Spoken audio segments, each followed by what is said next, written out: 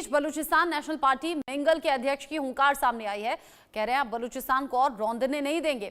सरदार अख्तर ने सीधे सीधे कह दिया है कि अब हम चुप नहीं रहेंगे। सेना सरकार हमारे नेताओं को निशाना लगातार बना रही है, अब बर्दाश्त नहीं कर सकते, सिर्फ आर पार की जंग ही होगी।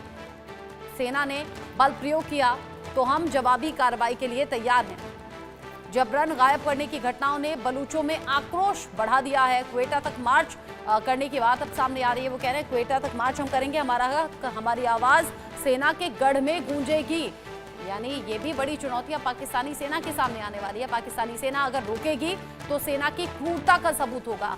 वाद से क्वेटा तक कूच होगा, ये सरदार की तरफ से कह दिया गया। साथ ही साथ कहा कि अख्तर मेंगल जो कह रहे हैं, सरदार अख्तर मेंगल वो कह रहे हैं कूच का मतलब महरंग बलूच समेत बंद नेताओं को छुड़ाना है सीधे तौर पर।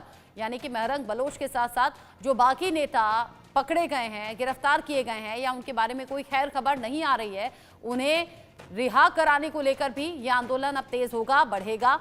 और अब क्वेटा तक कूच करने की बात सामने आ रही है और इसका सीधे तौर पर ऐलान कर दिया गया और यह भी कह दिया गया कि जो तमाम विद्रोही हैं, बलूच विद्रोही, वो साथ में आ जाएं, अलग अलग संगठन जो हैं वो साथ में आ जाएं। इन सब के बीच ही मेंगल का महरंग को समर्थन भी सामने आ रहा है। वो कह रहे हैं मैं अपनी बेटियों की गिरफ्तारी और माताओं और बहनों के अपमान के खिलाफ वाद से क्वेटा तक एक लंबे मार्च की घोषणा करता हूं। सभी बलूच भाइयों और बहनों, युवा और बुजुर्गों को इस मार्च में शामिल होने के लिए आमंत्रित करता हूं। ये सिर्फ हमारी बेटियों की गिरफ्तारी का मामला नहीं है, ये हमारी राष्ट्रीय गरिमा, सम्मान और हमारे अस्तित्व का सवाल है।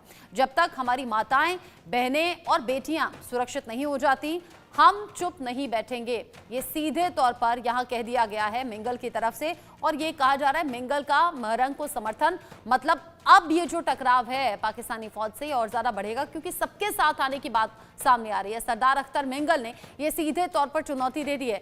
क्वेटा महत्वपूर्ण क्यों है ये भी जान लीजिए कि क्यों बार बार क्वेटा का जिक्र हो रहा है। बलूचिस्तान की राजधानी है क्वेटा, पाकिस्तानी सेना का रणनीतिक केंद्र भी क्वेटा है और पाकिस्तानी सेना का प्रमुख कमांड सेंटर है, मिलिट्री बेस है। पाकिस्तानी मिलिट्री की ब्रेन फैक्ट्री इसे कहा जाता है। क्वेटा में ही बलूच विद्रोहियों के खिलाफ रणनीति बनाई जाती है। बलूच विद्रोहियों के क्वेटा पहुंचने से तबाही तय होना मुश्किल, यहाँ पर तबाही होना तय माना जा रहा है। अब मुश्किल है पाकिस्तानी फौज और सरकार के लिए इस टकराव में टिके रहना या फिर ये कहिए कि जीतना। हुसैन जावेद जी जुड़े हुए हैं मेरे साथ में। हुसैन जी, अभी आवाज आ रही है आपको क्या? जी, आपको मेरी आवाज साफ आ रही है? जी बिल्कुल साफ आपकी आवाज आ रही है। मैं ये जानना चाह रही थी, मेंगल ने महरंग को समर्थन कर दिया है, हालांकि समर्थन तो पहले से भी था, लेकिन ये जो क्वेटा तक कूच की बात कह दी है और सभी को साथ आकर आगे बढ़ने की बात कह दी है, ये बहुत बड़ा चैलेंज नहीं हो जाएगा?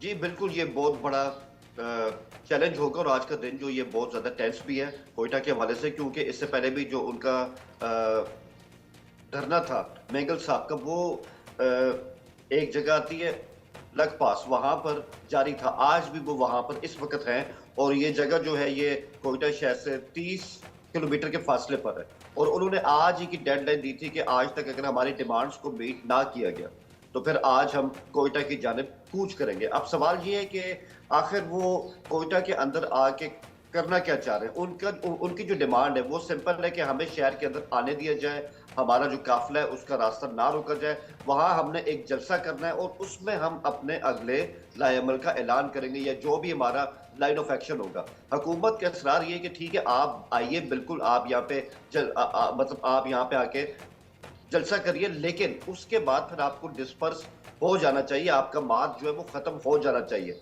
अगर आप ये समझते हैं कि उसके बाद आप यहाँ पे धरना देंगे और आपका ये जो सिलसिला है वो यहाँ पे चलता रहेगा, तो ये चीज जो है वो एक्सेप्टेबल नहीं है। ये एक मेन वजह डेडलॉक की और इस पे अभी तक कोई पेशरफ हुई नहीं है। लेकिन मैं आपको एक चीज यहाँ पे वाज़ेह कर दूं कि अख्तर मेंगल साहब की जो पार्टी है उनकी डिमांड सिर्फ यही है कि, और जो आपने भी बताया कि महरंग साहिबा की जो रिहाई है उसको मुमकिन किया जाए, ये उनकी डिमांड है। लेकिन इस पार्टी का बिल्कुल भी कोई ताल्लुक नहीं है उन मकासद के साथ जो कि PLA के हो सकते हैं, जो PLF के हो सकते हैं। ये कभी भी जो है ये मुल्क से आज़ादी की बात नहीं करते। आइन के अंदर इन्होंने हमेशा अपनी सियासत की है। फिलहाल उनकी यही डिमांड है कि हमें क्वेटा के अंदर जाने दिया जाए और मारिंग साहबा को रिहा किया जाए। तो मैं समझता हूँ कि डेडलॉक अभी तक चल रहा है, इस बारे टॉक्स होती रही है। कल सारी रात इस इशू के ऊपर टॉक्स होती रही हैं और इस्लामाबाद से बहुत ज्यादा जो थे, आप ये समझ सकती है कि बहुत ज्यादा जो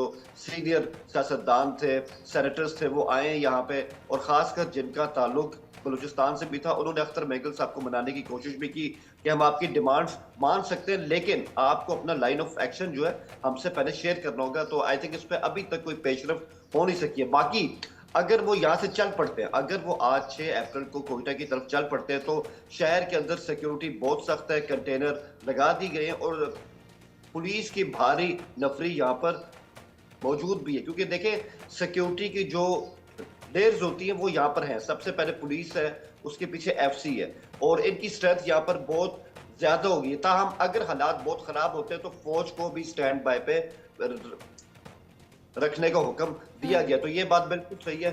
सूरत-ए-हाल बहुत ज्यादा टेंशन। अख्तर मेंगल साहब फैसला क्या करते हैं, क्या अभी भी कोई ब्रेक थ्रू हो सकता है, ये तो आज सारे दिन पर इस हवाले से निगाह रखना हो। यानी आप कह रहे हैं कि बहुत बड़ी ऐसी कोई टकराव जैसी सिचुएशन है नहीं, मतलब उस तरीके से इमरजेंसी आपको नजर नहीं आ रही, वरना कह रहे हैं आप कि सेना की फिर उस तरीके से तैनाती होती या इंतजाम होते जिसकी खबर नहीं है।